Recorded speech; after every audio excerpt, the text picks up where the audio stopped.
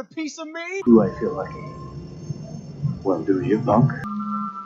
Good morning, Vietnam! I love the smell of napalm in the morning. You're gonna need a bigger boat. I feel the need for speed. I wish I knew how to quit you. Love means never having to say you're sorry. You do! You'll shoot your eye out, kid. What's up, film fans? Welcome to episode 279. Welcome to Good Will Hunting, and welcome to a new episode. You're listening to the Cine-Men Movie Podcast. I am your host, Juan. I am joined by the squad, the cast, the crew. Zach. Hey, what's going on, everybody? Edward. What's up, folks? Doing all right today? We're doing all right. What about you? How'd you guys got a good week? Happy hump day? It's been pretty good so far. Yeah, same boat. Couldn't agree Calm. You guys enjoying this heat wave? Man, stifling. No, I thought for a second we were in Oklahoma, but apparently we're in the tundra right now. So reporting I don't want to hear. I don't want to hear anything about a tundra, a frozen tundra, anything to do with Wisconsin or cold air. I don't want to hear about it.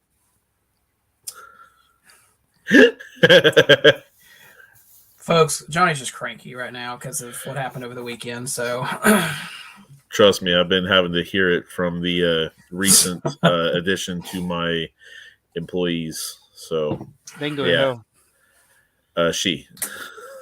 But they. Oh, my bad. Better use the right pronouns, Eddie. You'll get canceled. Anyway, last week we had a fun episode. We kicked off the year and kicked off the season with Whiplash. A fun conversation, an intense movie. This one was nearly not as intense as we talked about last week with Whiplash, but this week we're getting into Good Will Hunting. It is the start to our Robin Williams. I don't know what you want to call it. What do you call it, Zach? This was your idea. Say Robin Williams tribute year.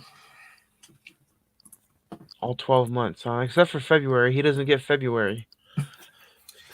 We got some 2023 films to catch up on for February. Do we? I don't know, do we? Because it seems like it changes every day. So no, February is going to be fun. We kick it off with Casablanca, a movie that is Zach holds it at turning this year. 155. Close. I think 85 years old, I believe. God damn.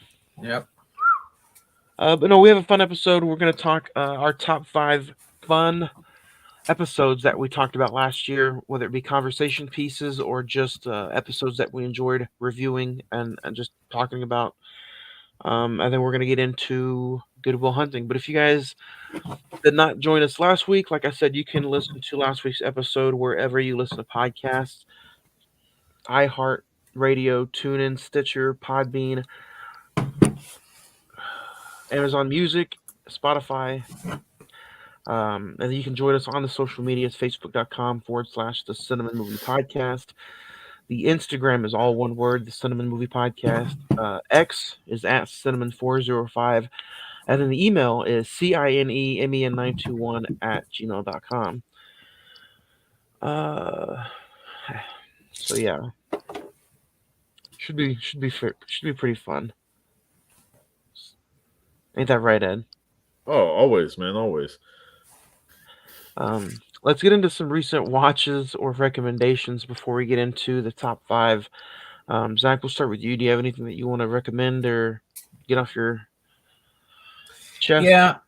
Mostly it's been TV wise. I did go see Soul. It's Pixar re-released it. They're doing like a re-release because of the films that got hit during COVID. So they're releasing Soul, Turning Red, and Luca in the theater just throughout the year. The Beekeeper, Jason Statham's movie, had a lot of fun with it. Really, I highly recommend it. Monarch, Legacy of Monsters had its season finale on Friday. Cool show. I'm curious to see how this is going to tie into Godzilla times Kong, squared equals Empire. Reacher has its season finale this coming Friday. True Detective, the new season of True Detective, Night Country, had its season premiere this past Sunday. This should be an interesting season. Watch Kandahar, the Gerard Butler action movie. That was fine. Leave the World Behind. I finally got to see that on Netflix. Has a really good concept. I understand why the ending pisses a lot of people off. Well, I don't understand. I'm glad you got to watch it. I hate when somebody says it was a good movie, but the ending was terrible. How is the ending terrible? I It don't. I mean, it has the best payoff of the Yeah. build-up leading for the main character. Yeah. I mean, I totally agree. I didn't hate the ending, considering I'm a fan of that particular situation. You don't even have to be a fan of like the show or anything. It's just like, I don't know. I feel Yeah. like, you know what? Next week we're canceling. We're talking about that movie.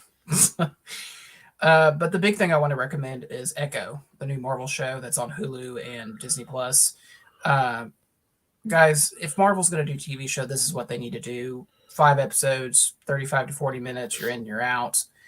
Great show. Great representation with Indigenous Native American people and people with disabilities. The main actress is deaf. And they took a character from the Hawkeye show that was kind of a lame subplot villain and turned her into a badass. And it's a very confined show with the exception of Kingpin, which that's in the trailer. That's no spoiler. I just highly recommend it. So go check out Echo, Monarch, Legacy of Monsters, and go see The Beekeeper in theaters. What did we talk about last week? I checked out a few. I checked out 2 episodes of Echo. Right now, Zach, I'm just kind of having a hard time latching on to the story. The characters are there, and it's pretty kick-ass so far as just like the surrounding action. But I'm having a hard time just grasping onto the characters. Yeah. The story of the characters. I think you like the characters. It's just the story that it's a story that yeah. I have dug deep into the Planet of the Apes over the holiday weekend, just kind of getting through the franchise frenzy mode and going through another franchise, and I've selected the Planet of the Apes, all 5 original movies, that disaster of a Tim Burton movie, and then the 3 new ones, where the last 2 are directed by Matt Reeves. I still have 1 more to go. I still have to watch War of the Planet of the Apes, but it's you watched all of them up to War of the Planet of the Apes. Yeah, I just have to watch War. Yeah. So, out of curiosity, I know obviously we're probably fans of the 3 Andy Serkis ones. How do those hold up to how do those compare to those older ones? The older ones, I was really, really dreading this watch, and I was really dreading this franchise because I know how the older ones were just kind of, cheesy, sci-fi, cheaply made movies, but the story honestly is there, and whether it be the performances from Rowdy McDowell or that's really the only character and actor who's in all the first 5 movies, but the story of each movie is just honestly really entertaining, so I did not have a problem with any of them. I had more of a problem with the Tim Burton movie than I did anything else.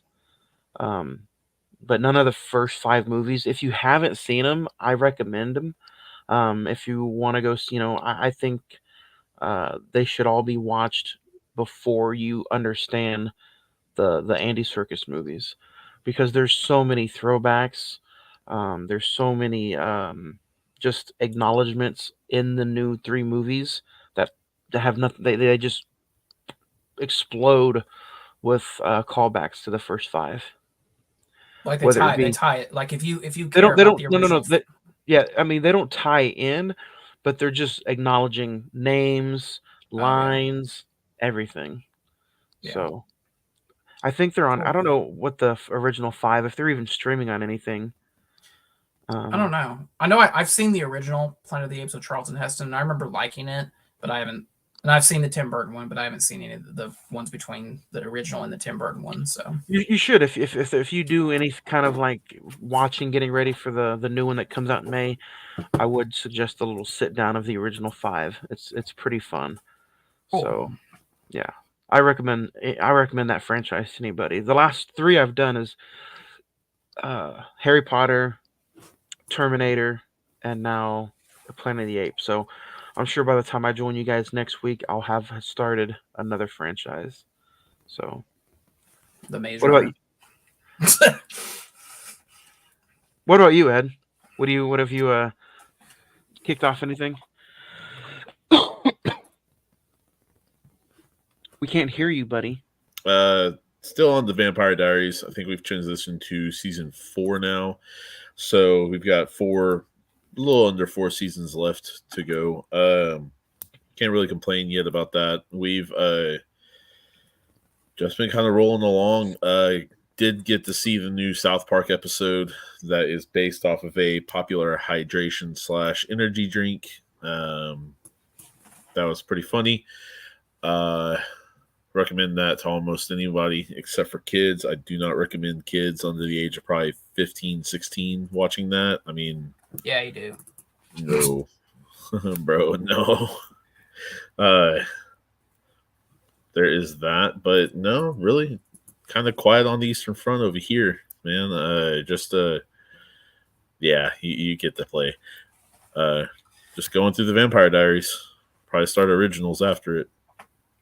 If you are curious about the Planet of the Apes movies, the original 5 are streaming on Stars, and then Dawn of the Planet of the Apes is on HBO Max, and I was about to say, I can't just HBO Max it up with all of them. I know. All 9. Max filled us on this. I know. There's not 9 of them. Well, you said the 5 plus Tim Burton plus the other 3. We don't count Tim Burton anymore. Okay, so my bad. You know what I do? That was just looking back at it, since I am talking about that franchise. That's the worst one. The music was there, the concept, the darky feel of it. It's just. You want to know something? It was a boring story. I saw that one in the theater. I distinctly remember that. I thought, and obviously you've seen it. Obviously you're more familiar with it now, but I thought Tim Roth was okay in the movie. He's kind of probably the better part of it as the villain ape. Yeah, him and honestly, I enjoyed Paul Giamatti. Yeah. So, but we'll get into it. I don't know where. One day. I don't know where the 2 Matt Reeves movies are going to fit into our schedule, as in the first one, Rise. But I feel like I feel like they have to be talked about before we eventually talk about the new one. April. We could do like a Harry Potter film, and since Tom Felton, aka Draco Malfoy, was in that, we can transition right over to that.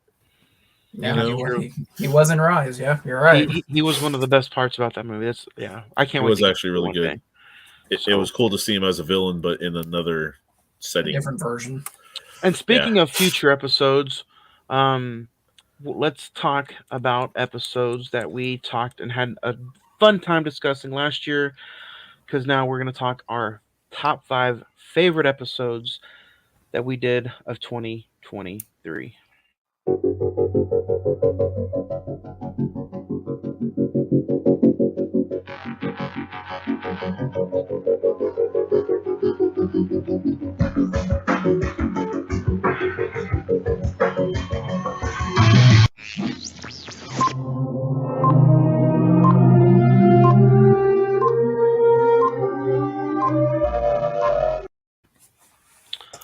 All right, guys. This week we're talking our top 5 favorite episodes that we discussed last year. It is in that we're on the road to our top 5 movies of 2023, and in that road we have some bumps and we have some stops along the way, and we always talk about the best and worst of 2023. So whether it be movies, TV shows, episodes we did, movies we wish we had talked about, or like next week, we're talking about our top 5 movies that we're most looking forward to in 2024. We always have some kind of lists and best of along the way in that road of top 5 of 2023. So we keep it punching. We keep it. I'm going to rapid fire through my top honorable mentions real quick, and then we'll get into the top 5. Episode 274, Scarface. I thought that was a fun conversation. it was a conversation that at first a lot of people didn't want to do. Zach, you weren't looking real happy about talking about Scarface, but it ended up being the complete opposite. You had a fun watch with it, and even fun, more entertaining conversation. And then my official honorable mention, um, we had special guest Danielle on the episode to talk about houses. We also had Ella joined us for that episode. Zach, you were on the episode as well, and that's episode 272 was Barbie. Um, so that was a fun conversation and a fun rewatch too. So those are my two honorable mentions. Anybody else have any? I'm not going to. Nope. Nope. So let's kick it off with you, Zach. What's your number 5? I'll jump off your honorable mention, Johnny. Barbie. We had just a fun time with that. It was obviously we had to talk about it. It was the biggest movie of 2023 box office wise. We all had something interesting and just fun to say about it. I think all of us agree it's probably one of the best movies of the year. Has a lot of social commentary about it.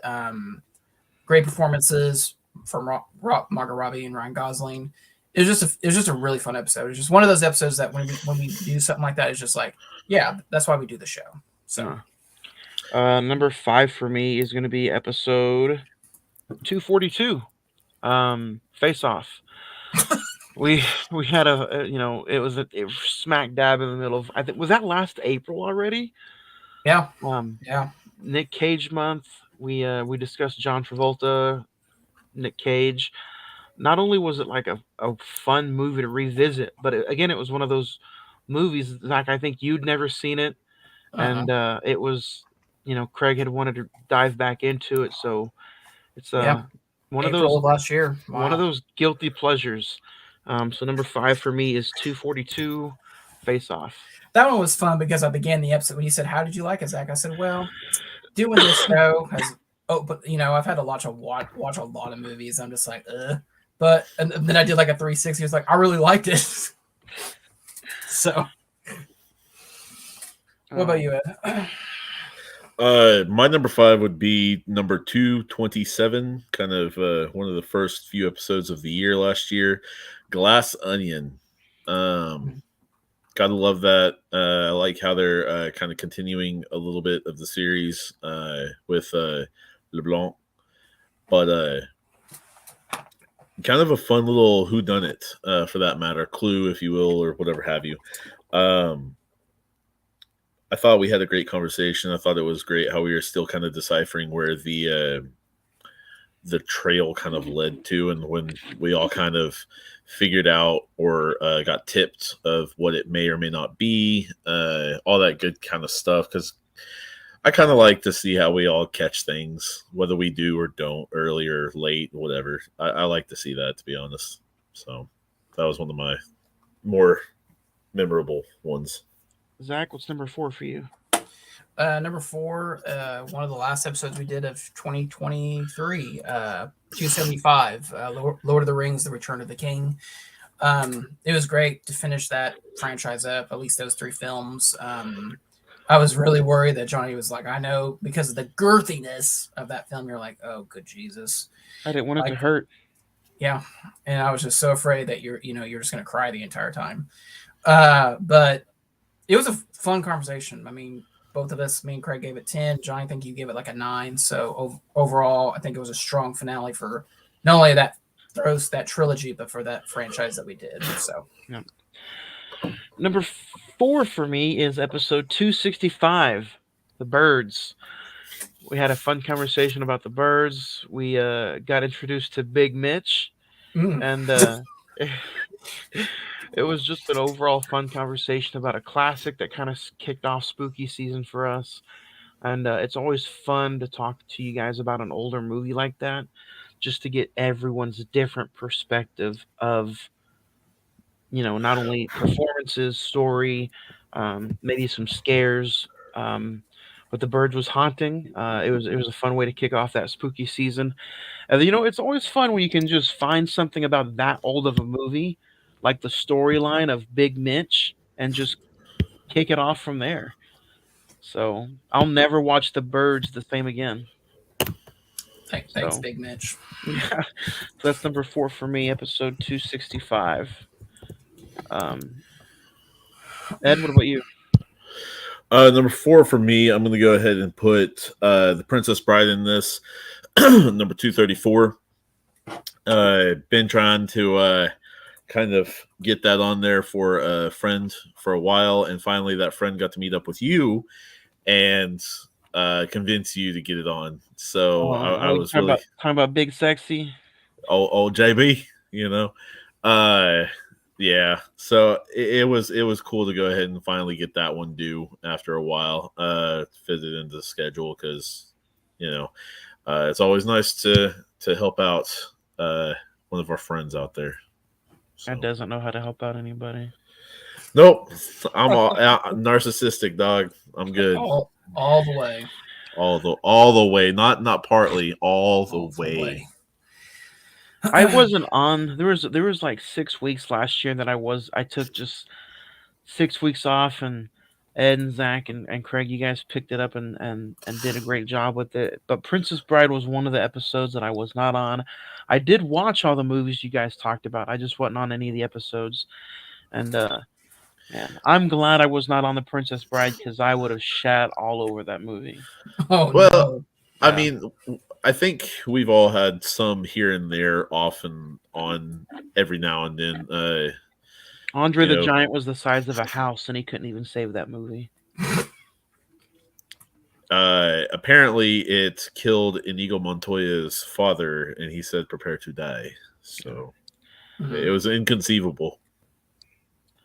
Zach, number 3 for you.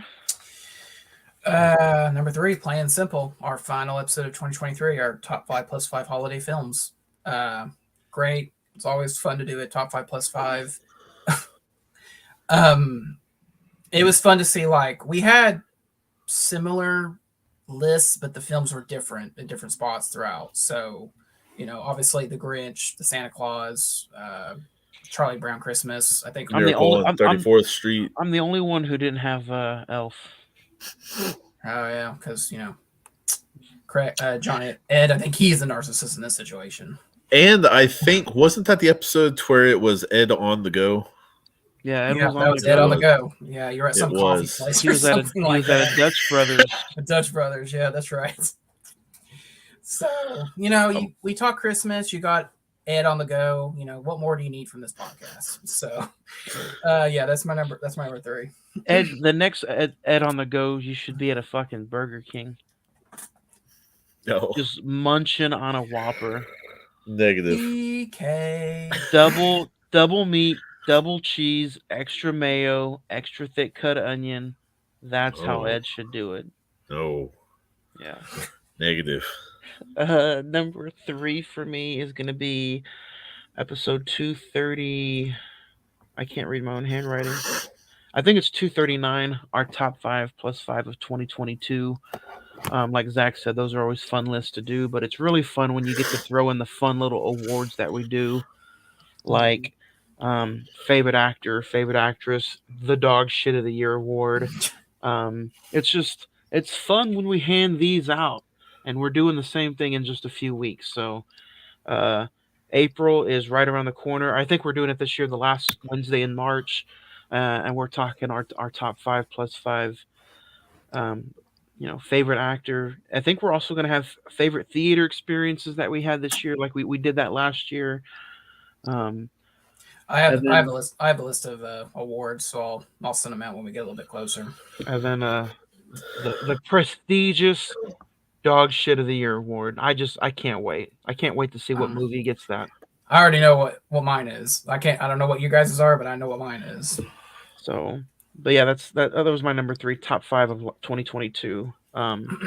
Ed, what's your number 3? Number 3, I'm going to go ahead and put Scream 6 in this spot. Visiting that made me want to watch all the other Screams. For some reason, not in the actual order that they go in, but whatever, I guess, on that. So yeah, for like the next week after that, I was visiting the rest of the Screams. Gotta say, it was a lot of fun. Kind of disappointed Jenna Ortega and the other girl won't be in there. But it is what it is. Simple as that. It's how it goes sometimes. I think the director even's not. I don't think the director is even doing it. So No. there may not even be a Scream 7. He backed out. Watch they get David Gordon Green to come try to do it. Oh Jesus. It'll be like a Scooby Doo episode. They take off their ghost face mask and it's an actual ghost or something. It's Matthew Lillard's ghost. Or no, you better Billy Loomis has been in the last two as a ghost. He's actually the killer in the next one, but he's a ghost. He's possessing Matthew Lillard. Yeah, he's possessing somebody else. Oh man, I can just smell $1 billion idea. Number 2, Zach. Number 2, 263, a film that I think all of us grew up watching, School of Rock. That was a really fun conversation. I think all three of us plus Ella and Craig was on the episode, so we all just enjoyed the Jack Blackness of it all. So it was just real fun. It was fun to go back and revisit that for its 20th anniversary. So yeah, definitely go check that episode out. Number 2 for me is going to be Star Trek episode 254 when we reviewed the 2009 version. That had been a movie that to me, it's my favorite Star Trek movie. And then we finally got to talk about it and we finally had a fun conversation about it. So go back and listen to it. We went in depth and we boldly went where nobody's ever gone before. Episode 254, Star Trek from 2009. Ed, what about you? What's your number 2? Number 2, I'm going to have to go with episode 250, The Flash. Interesting conversation just because, all the hubbub surrounding this movie, controversy and all that good stuff, as well as everything going on with DC. It was a good episode. Most of the episodes Ed's picking, if you've noticed, Zach, are the ones that I'm not on this show. I know. Dude. I think it's a trend. No. I mean, not because you're not on it, just, dude, for some reason, a lot of the ones before... Which of these episodes is the fucker not on? Let me find out. A lot of them are just kind of ones that I had fun on. I mean, honestly, or and there's movies some of them are movies you've been wanting to talk about for a long time. We just never got to. There's one more. I think it's your number 1, but there's one more that you haven't mentioned yet. But I'm pretty sure that's your number 1. But I'll be surprised if it isn't. Number 2 for you, Zach, or 1? Number 1, number 260, a film that, like Ed, we always have these movies we always want to talk about. We finally got to talk about Public Enemies this year in 2023. Loved it. The conversation was real fun. We not only we talked about the movie, we also talked about how in today's world or in today's Hollywood, why those type of films don't get made now. Just very fun. I think all of us really enjoyed the film, so it's always good that we can have a good conversation also like the film as well. So yeah, number 1 is Public Enemies, my favorite episode we did last year. Number 1 for me is just because of how diverse the conversation was, and that's what's fun for me, is 269 when we talked to me. Everybody, that was one of the movies where somebody liked it, somebody loved it, somebody thought it was good, somebody thought it was okay, and then I think you thought it wasn't your cup of tea, but it was just a fun, in-depth conversation because of all the different scenarios that was involved, the performances, and then we just, we had an overall fun, diverse conversation, and those ones always stick out to me. Those are always the most fun movies to talk about when we all have something different to say about it. So that's number 1 for me. Talk to Me, episode 269. Ed, finish us off. What was your favorite episode from last year? This one is kind of a pretty cool episode that I was really, really hoping for a while. It is on Peacock, Tubi, Pluto, Sling, if I'm not mistaken. It's got an 8 out of 10. It is brought to you by Richard Kelly, and Donnie Darko. There it is. I've been excited about this movie. It is the hell. It gone dark over there. Is Frank coming out? It's pretty much my favorite movie. I thought you were going to say Passion of the Christ. That is one that I'm going to leave on that episode and go from there. Those have his favorite cutscenes. You nailed that one to the board. But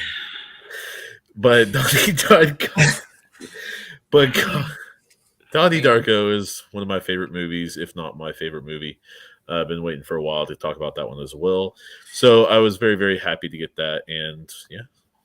You know, we joke about that, but The Passion of the Christ was actually an interesting episode in the fact that, you know, that was definitely a film that had a very social cultural hype behind it, and it just it was actually kind of interesting to go back and rewatch that all these years later.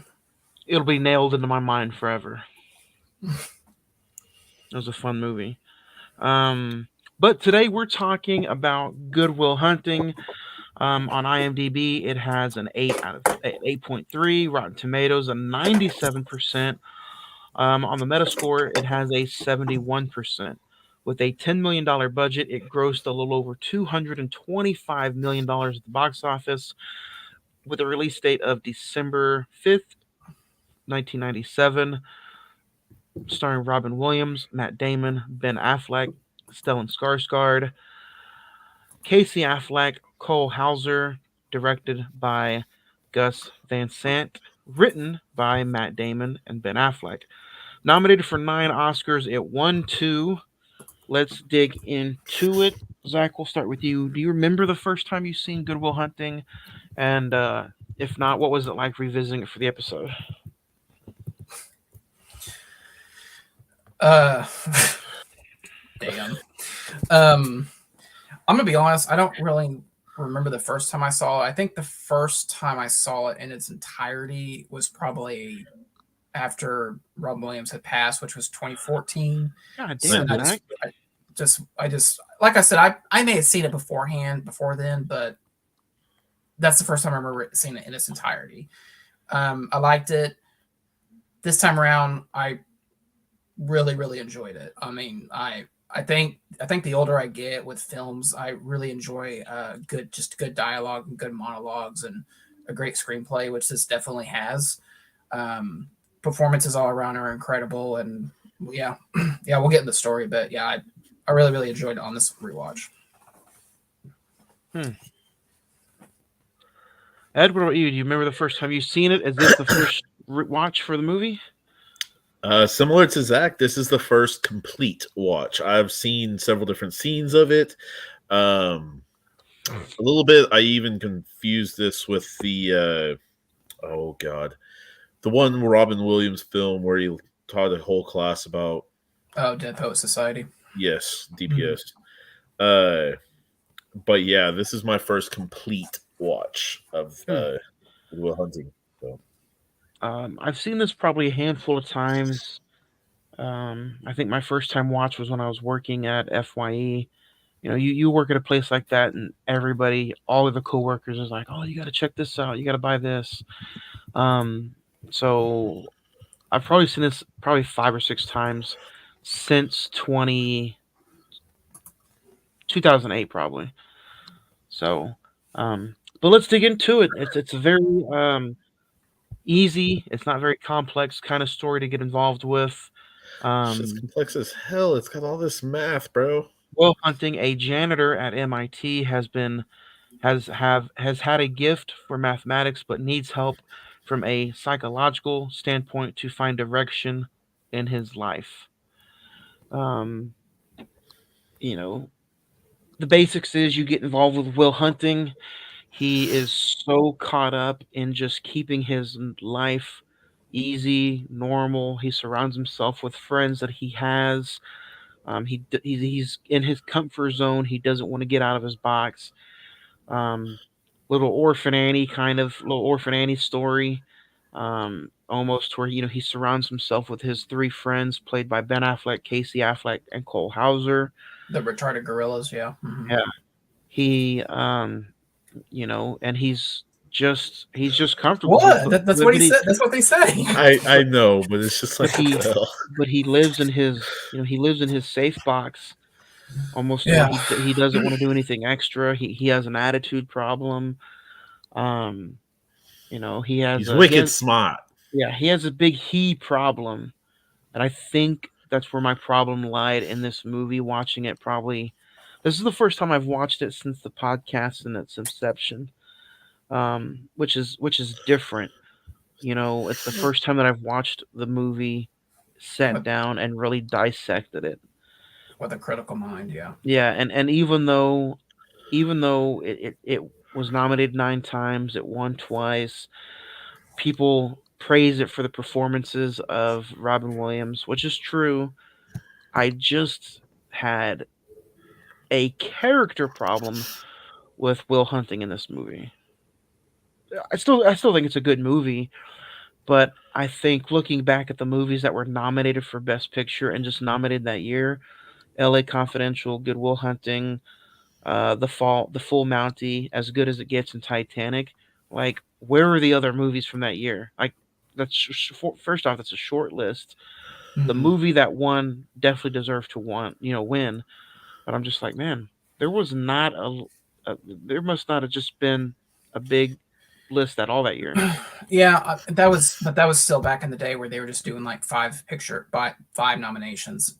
Nowadays, it's like 8 to 10. So nowadays, the Oscars has much more range of what they nominate. But yeah, But I agree. I think out of those five, obviously Titanic is the clear winner in that category. but going back to Will Hunting, like the movie itself, I think it's a good story arc. You know, you got, like you said, one of the performances that nobody really talks about is Stellan Skarsgård in the movie. I think Mhm. he's tremendous. He plays the professor who puts the first two problems up on the board and doesn't really think anybody's going to solve them. Um, but Will Hunting just sitting there like a fucking wicked smart monkey, and he just fills out the board. And do you think they overplayed the whole Boston accent in the movie? You think it was too strong for you guys? What'd you think? Never being to Boston, I'm not 100% sure. I do have friends that are from Boston, Well, call one of them up legitly. right now. Let's get him on the phone. Call him. Uh, but his accent had a few tinges on that, kind of like that. But I mean, it's more just kind of some words would hit. But other than that, it wasn't really discernible. As in, yeah, this guy's from fucking Boston. It was just like, oh, okay, are you? Yeah, no, but Well, I I don't think it's know. I think it's I think it's amazing, honestly, as far as their accents go. Um, Matt Damon, wrote the first 40, 50 pages of the movie, then turned it over to Ben Affleck and Bill. Ben finished it off, and they wrote this when they were in college together. Um, I think that Matt Damon said he started writing this in 1991. Um, Mhm. it is fascinating to see that this is the movie that kick-started both of their careers together. Yeah. Um, but I think the biggest memorable thing about this movie for me is the guy in the middle. Robin Williams' performance Yeah. is probably, some say it's the best of his career. It's the one that got him the hardware. But what do you say, Zach? What do you think going into some of the movie? Did you think it was overhyped? No, I'm gonna be honest. There were parts of this movie I absolutely like before Will Hunting meets Sean Maguire, Robin Williams' character. I absolutely did not remember none of that earlier stuff. I did not remember Skyler. I don't remember him going through like 5 different psychologists because they didn't want to deal with his attitude and him not being taken the serious matter. Um, I remember him like figuring out the problem on the board, and like everyone was just like who did that, and him flipping off the professor saying like Screw you know you, leave me alone. exactly. But to answer the question about the Robin Williams thing, I do think this is like by far his best performance. I mean, obviously, you have your favorites like Jumanji and all that, and obviously we'll get into some of those as the year goes on. But this one, I think out of everything that I've seen of his, this is the one he definitely deserved the Oscar for. So, and the thing about this film is that this film had like no backing whatsoever. But when Robin Williams came on board, he gave up his like salary for the film, and that's essentially how the film got made. Well, essentially. Well, he should ask for the salary back.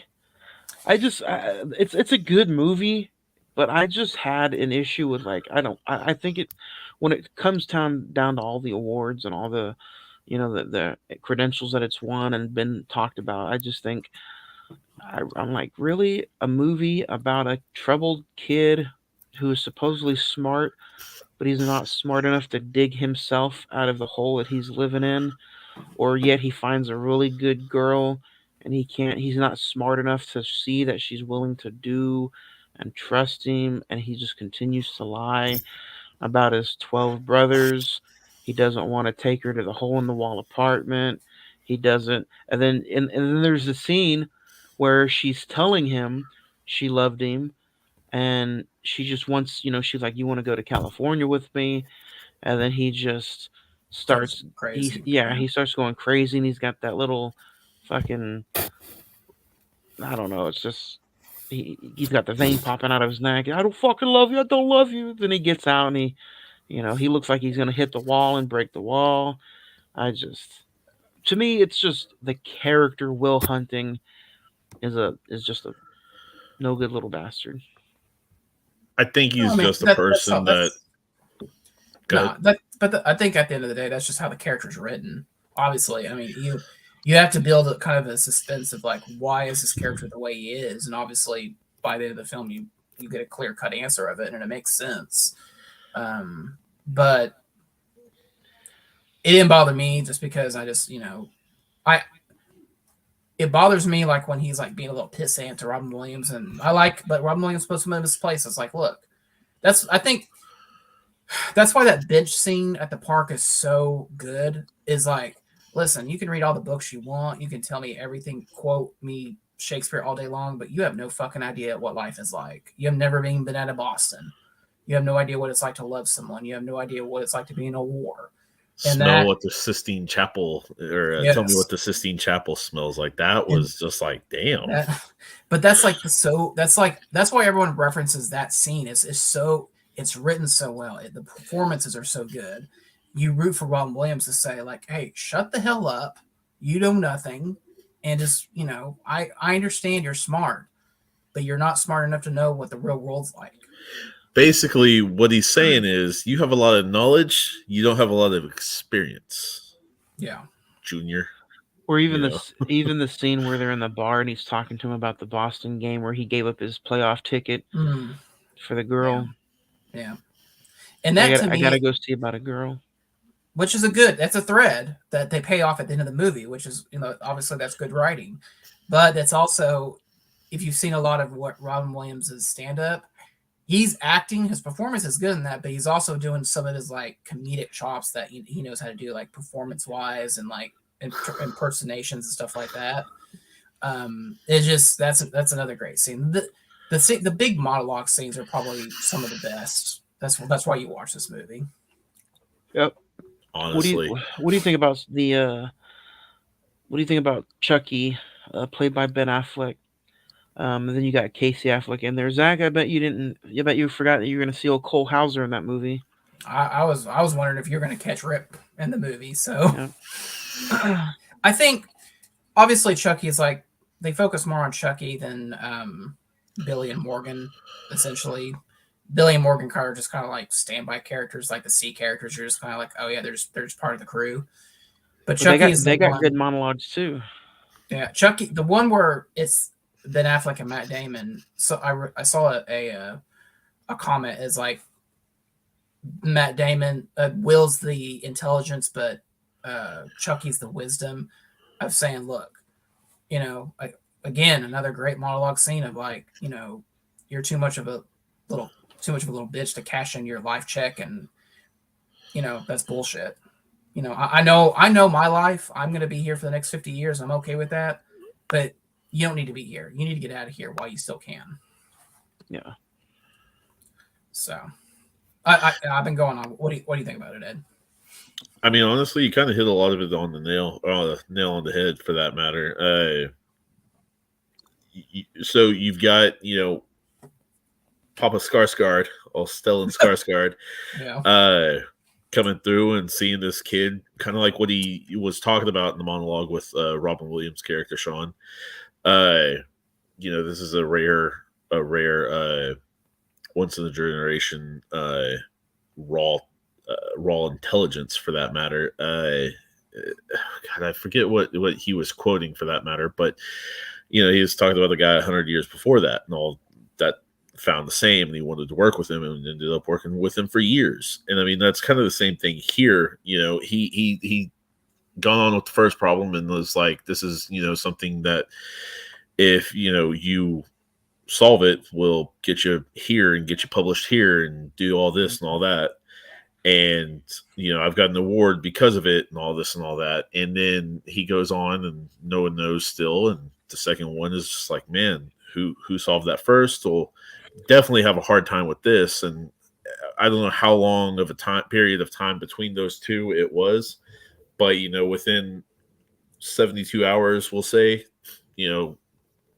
we'll solve both equations. Mm-hmm. So meeting with that, and it's like, okay, what kind of person is this? And then you see the janitor messing with it, and you're like, who are you?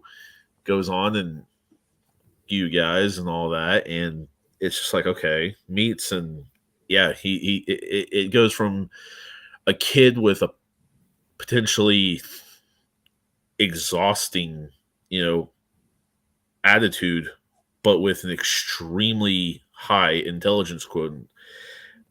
And they don't even like, dude, is this worth it? Yeah, we haven't even touched on the you kind of touched on it, but the little friendly rivalry between Sean and Lambo.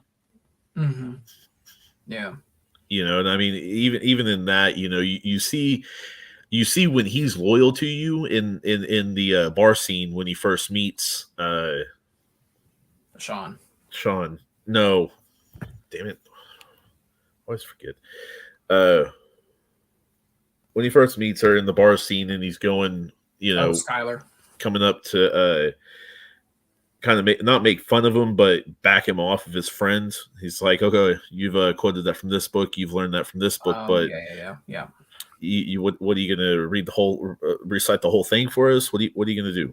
Mm-hmm. It's not necessarily to look good, but it's for loyalty. It's to be an a-hole, but at the same time, like, show him up. I don't like the way those apples sound.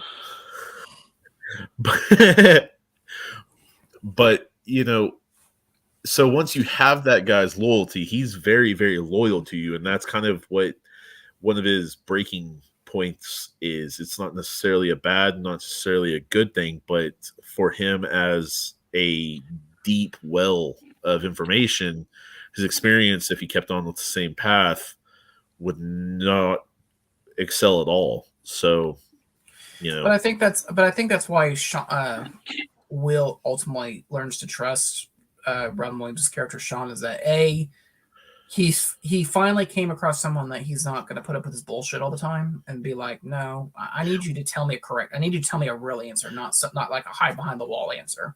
Well, someone that challenges him, and not only challenges him, but is able to go ahead and get on the same level of intelligence and spit back the exact same shit that he spits. So it's just like, you're on my level, but in a different way.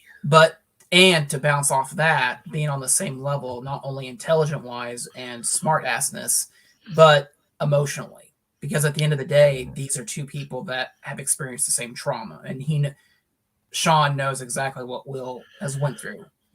He said, like he says, you think I know the first thing about you being an orphan because I've read Oliver Twist? That's true, yeah. But when they start talking about the abuse part of it, he talks about his dad, him having his stepdad, like putting cigarettes out on him and stuff. Yeah. Well, that's why Professor Gerald gone to him. Stellan's character gone to him is because he's like, okay, you're from the same area. You are who you are. You are what you are. I know who you are. Let's see if you can break this kid. And when you first walk upon Sean, in his classroom, one of the first things he's talking about is if you can do this, you can gain trust. What is trust good for? Kids like, oh, it's life or death. In a way, yes, but it's just like it's more than that. Mhm. It's not just life or death. It's a lot more than that. Because if you can gain something's trust, say a dog, that dog may be the most loyal thing to you that you will ever have in your entire life.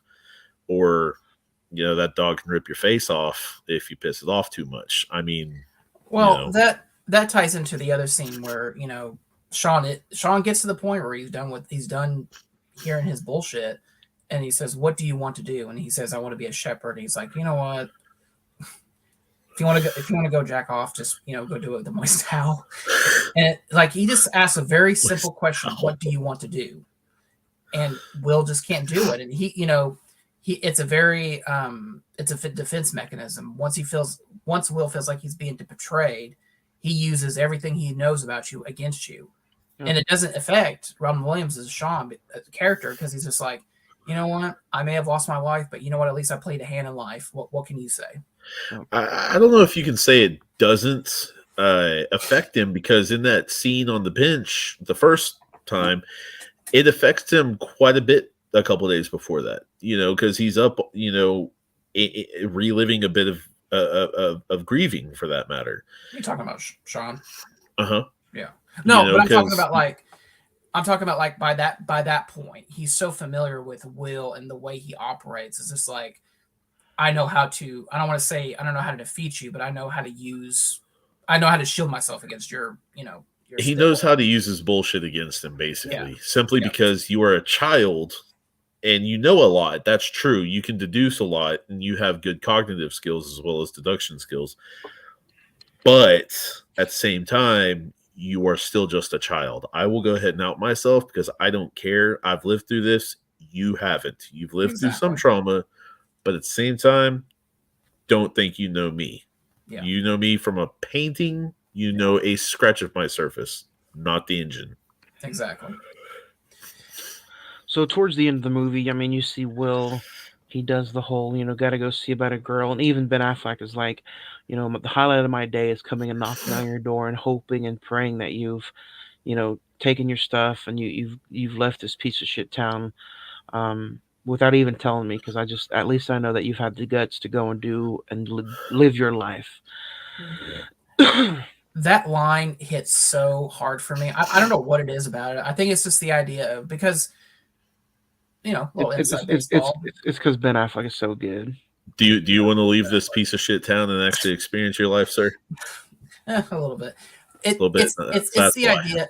It's the idea of the way I go to work. I go through downtown and I bypass the Amtrak train station. Over there by like Paycom downtown and all. Yeah. And there's just like when he says, for the best part of my day is that 10 seconds from the getting out of the car to your porch. And, I just think maybe, just maybe, you are going to do something with your life. And my personal experience is always that, what if I don't go to work today? What if I just hop the train and go to Dallas, or, just ride the train? So, this is one of those things that, you take, your life is so precious, and it's just like, don't waste it. You want to do something that you want to do, whether it just be take the day off, or, hang out with your kids, or, whatever it might be. Yeah. But something that the movie, surfaces about and plays with you a lot about is like, we're all so afraid of just taking that small what if. Like, even if like right now I wanted to call in and just enjoy my night and enjoy this part of my life and not have to worry about work tonight, like there's still that what if, what's the repercussion going to be if I did something selfish for myself? And the movie just teases that so much and just makes you wonder, what is Will gonna do? Or even Will confesses to Sean, like, Sean, what would you have done different? Or did you want to do anything different? It's just, I mean, And it that honestly and that sometimes that's the sucky part of life. and that's the great dialogue of the baseball scene where he's talking about how he met his wife. Is like, that's why I'm not sitting here talking to you about a girl that I wish I'd said something in a bar. I missed the game because I was a man and admired by her, and I wanted to know more about her. screw the game. You know, you could do that any day of the week. But And I mean, he is talking about a girl at that time, but he's not just talking about a girl. He's talking about anything in life for that matter. You know, Yeah, whether a yeah. career, whether an aspiration, whether a hobby, or whatever. Because I mean, you can even say this thing right here.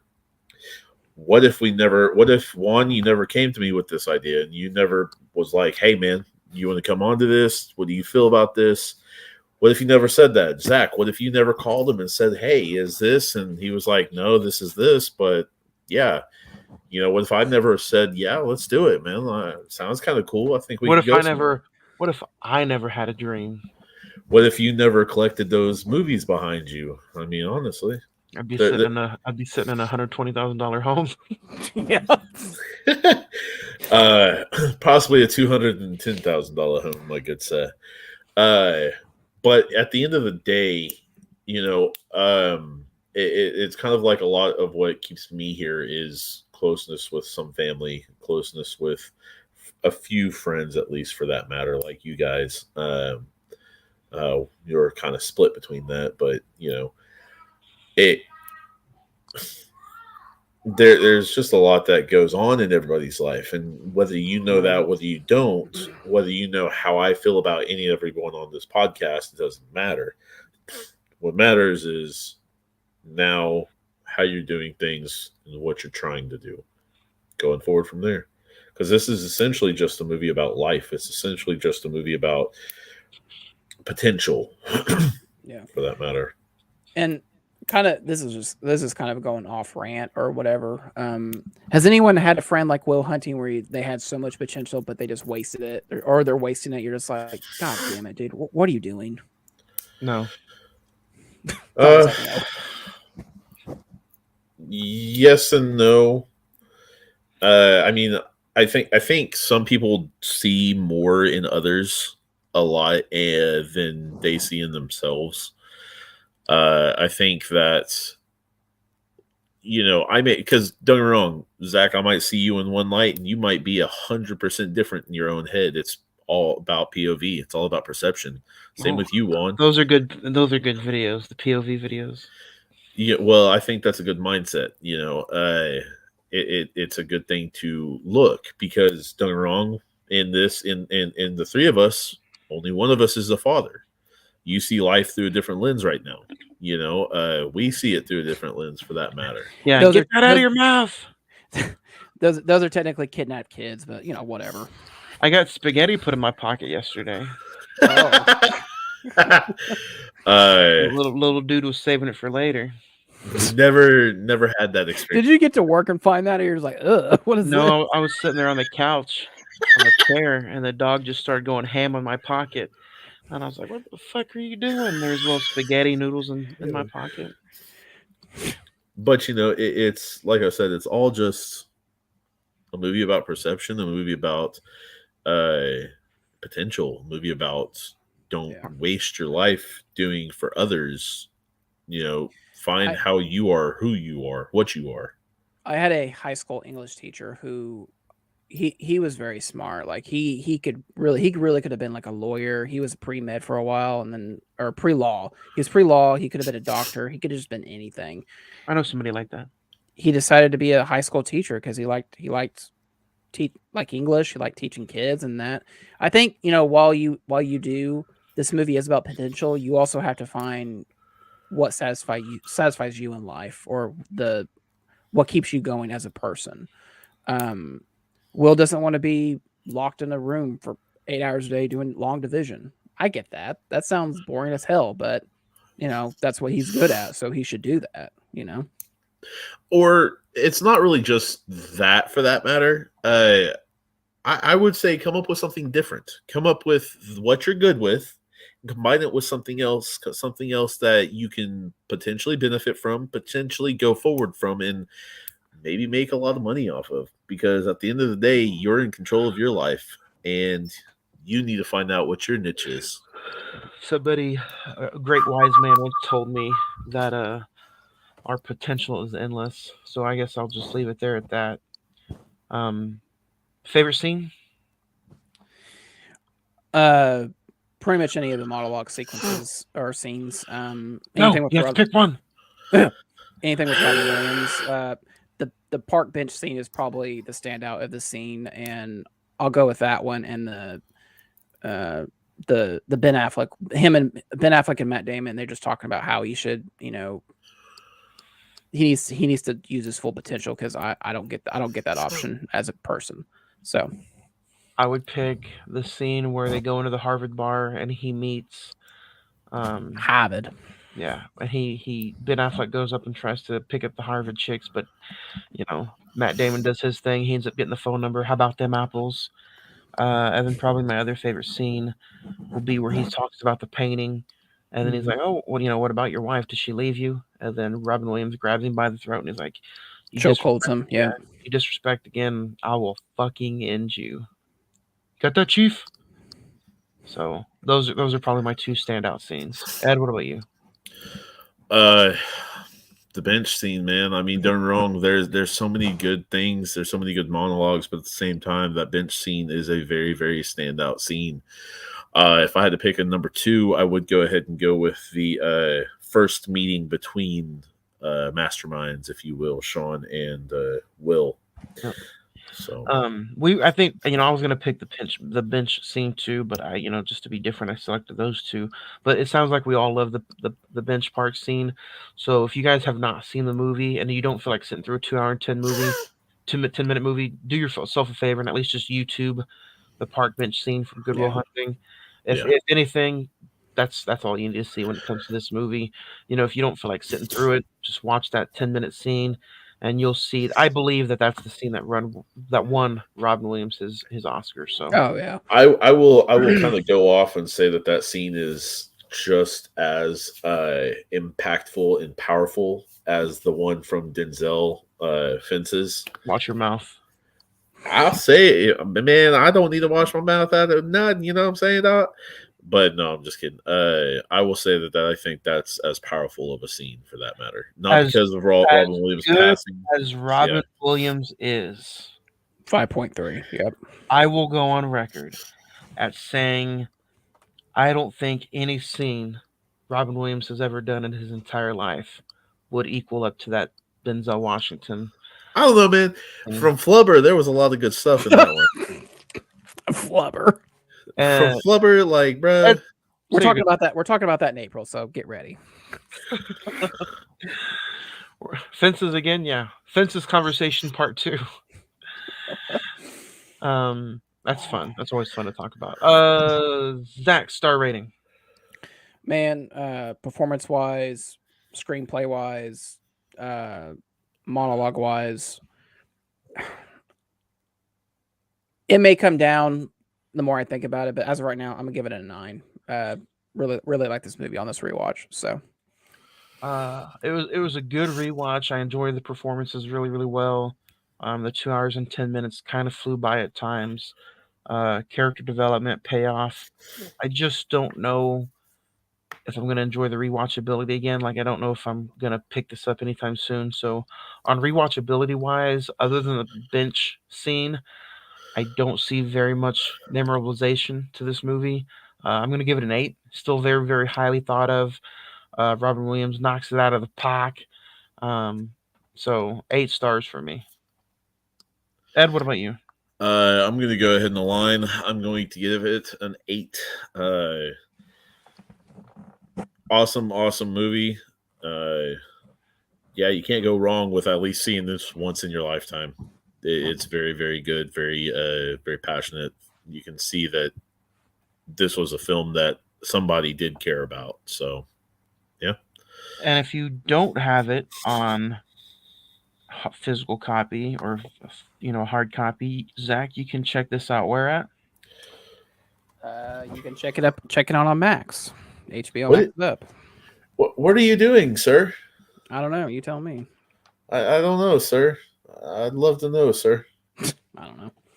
So, yeah, check it out. You can, like Zach said, HBO Max it up and go watch it. Or if you don't feel like watching the 2 hour and 10-minute scene, go check out the bench scene on YouTube. Highly recommend it.